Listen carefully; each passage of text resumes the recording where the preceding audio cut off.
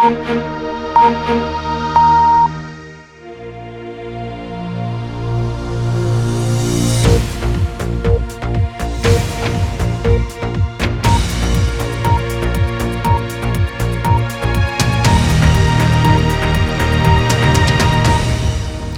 à tous, bienvenue dans cette nouvelle édition de BBC Info, voici le sommaire.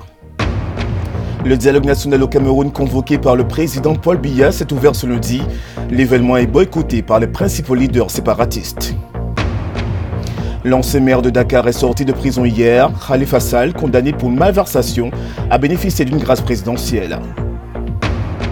Et la France a adressé ce lundi un ultime adieu à son ancien président Jacques Chirac. Retour en images sous cette journée de deuil national.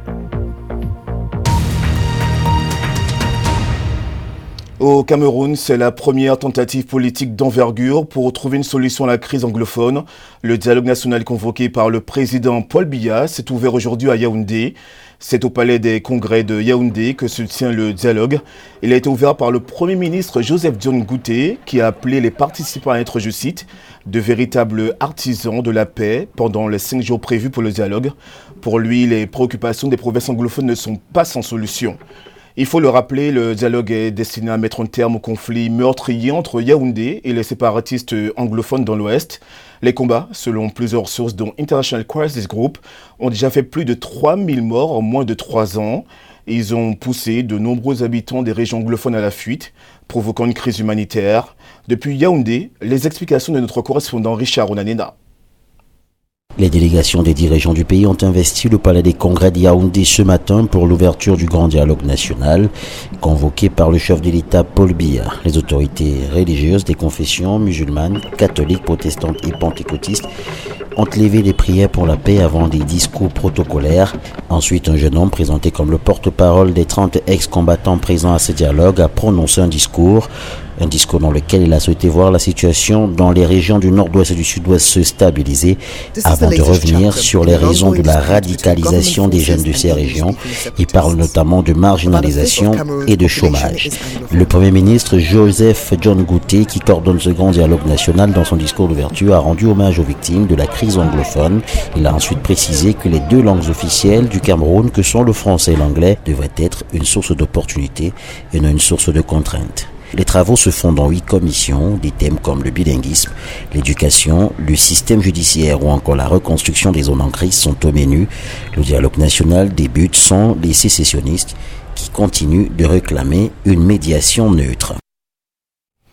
Et en raison du boycott des protagonistes anglophones, certains analystes parlent, je cite, de monologue voué d'office à l'échec.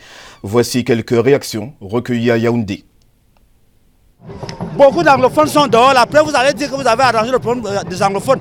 Je suis avec plus de 200 anglophones là dehors.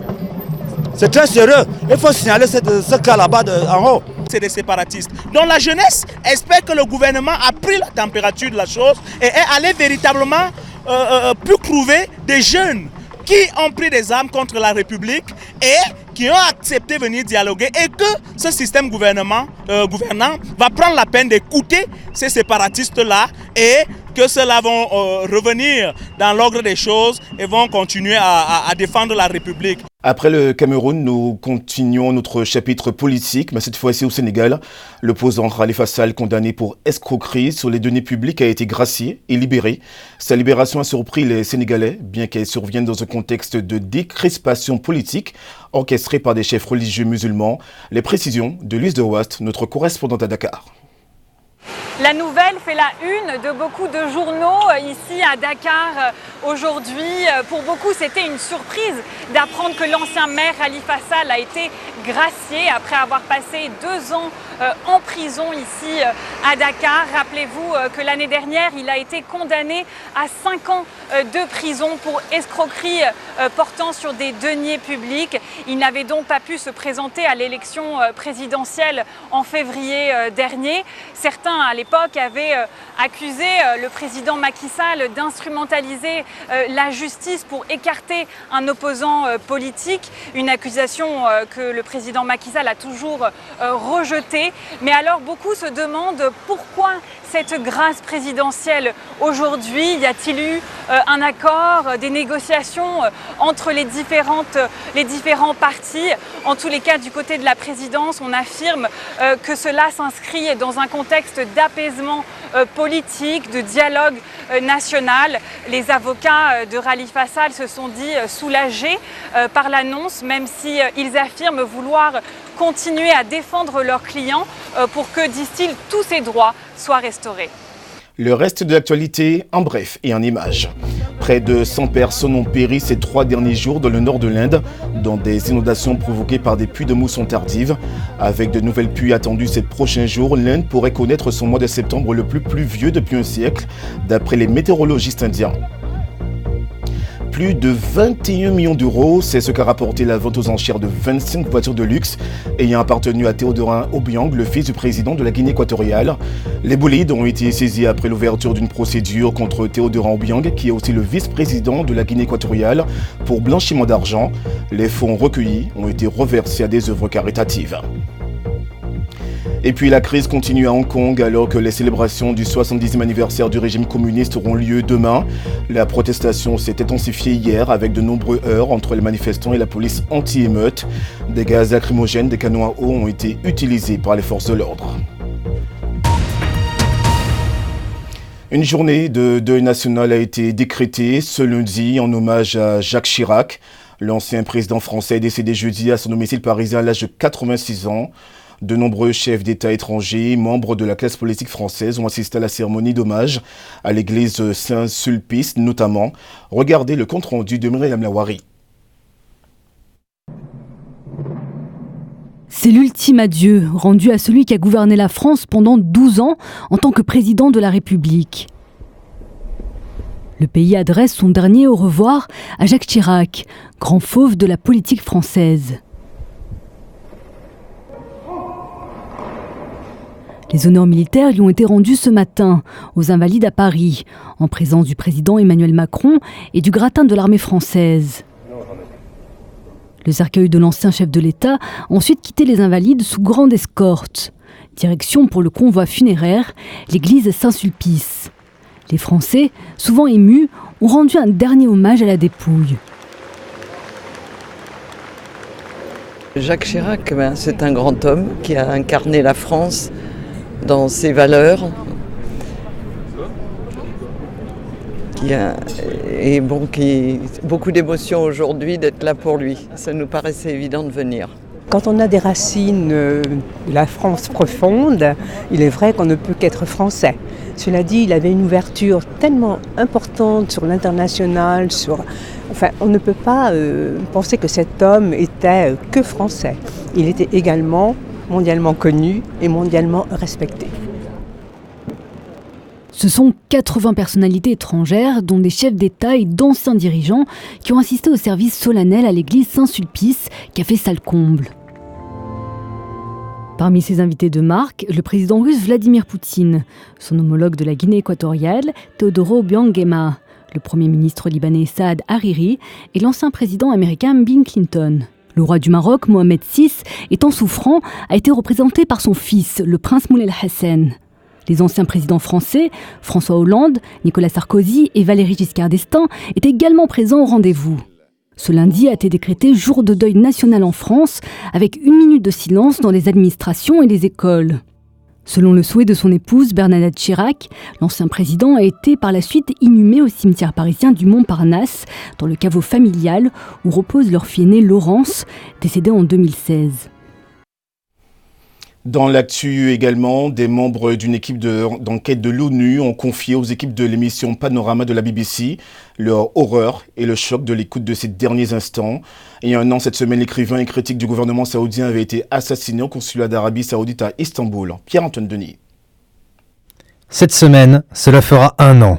1 an que le journaliste Jamal Khashoggi a disparu après être entré au consulat saoudien d'Istanbul. Ce qui aurait pu rester pour toujours un mystère a vu un tournant soudain quand les services secrets turcs ont avoué avoir mis sur écoute le consulat. Ça fait froid dans le dos. Ils attendent sachant pertinemment que Khashoggi va rentrer et sera assassiné. L'avocate britannique Helena Kennedy est l'une des quelques personnes qui ont pu entendre les enregistrements audio le jour de la mort du journaliste. L'horreur d'écouter cette voix, cette peur qui est palpable, ça vous fait passer un grand frisson partout dans le corps. Maître Kennedy était invité à rejoindre une équipe spéciale des Nations Unies menée par Agnès Callamard, la rapporteure spéciale des Nations Unies et qui a négocié l'accès à ces enregistrements. Il révèle ce qu'il s'est vraiment passé à l'intérieur de ce consulat. Il dit « Suis-je kidnappé ?» Comment cela peut se produire dans une ambassade ? Les sons que l'on entend juste après cela nous indiquent qu'il suffoquait, sûrement à cause d'un sac en plastique sur sa tête. Le rapport de Callamard a conclu que l'État saoudien était responsable pour le meurtre. Le gouvernement saoudien a refusé de répondre aux questions des journalistes de BBC Panorama. Ils ont toutefois condamné ce meurtre odieux et assuré mettre tout en œuvre pour tenir les auteurs responsables de leurs actes. Le prince Mohammed bin Salman a quant à lui assuré n'avoir absolument rien à voir avec ce qu'il a appelé un crime haineux et odieux.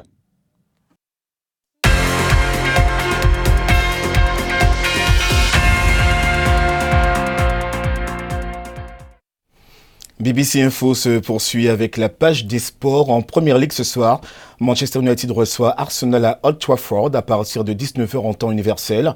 C'est le gros match de cette 6e journée, mais les Red Devils seront sans deux de leurs meilleures armes offensives puisque Marcus Rashford et Anthony Martial sont blessés. On devrait donc voir à l'œuvre le jeune Mason Greenwood. Du côté d'Arsenal, l'effectif est presque au complet, mais toujours pas d'Alexandre Lacazette, blessé à la cheville.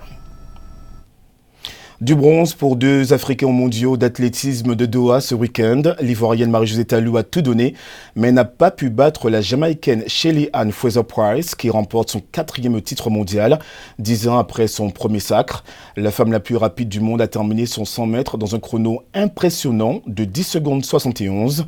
Du côté du triple saut messieurs, il espère une médaille et c'est un rêve qui devient réalité pour le Burkinabé Hugues Fabrizongo. Il est le premier Burkinabé à gagner une médaille aux mondiaux et ce avec ce saut de 17,66 m. Il a battu le record d'Afrique, évidemment. Après cette performance énorme, Zongo était sur un petit nuage. Écoutez.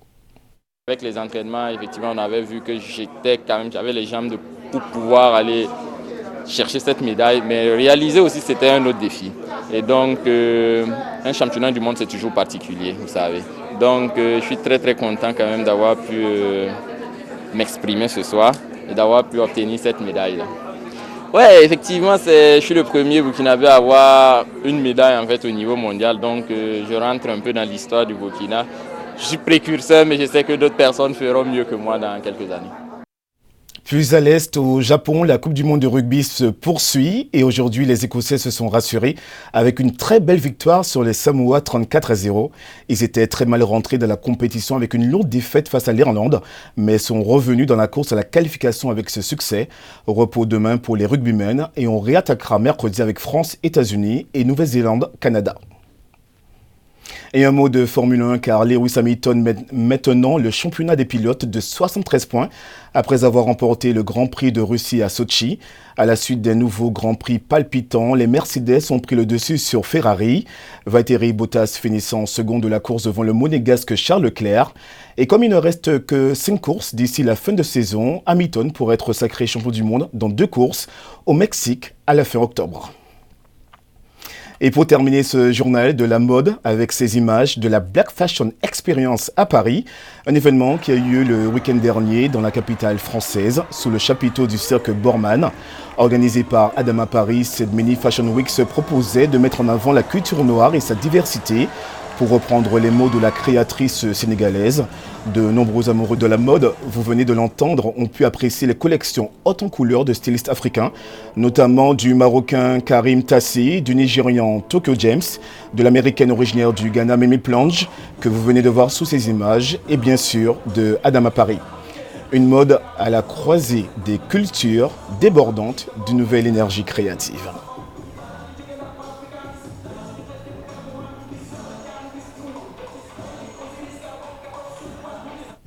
Et voilà, pour le plaisir des yeux, c'est la fin de ce journal.